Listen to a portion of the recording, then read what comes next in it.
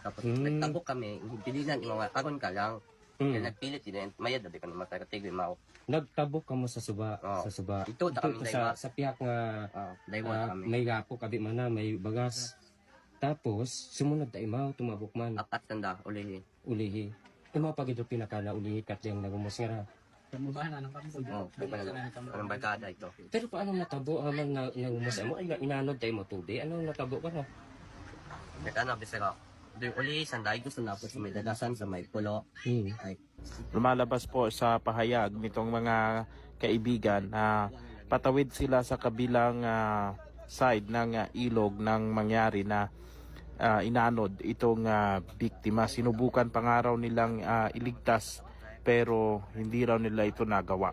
Sa ngayon ay patuloy po na pinaghahanap itong biktima na ito.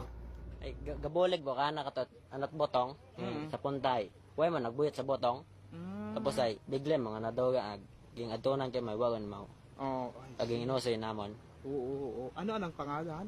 Juros. Si Juros. Okay, medyo hindi natin natapos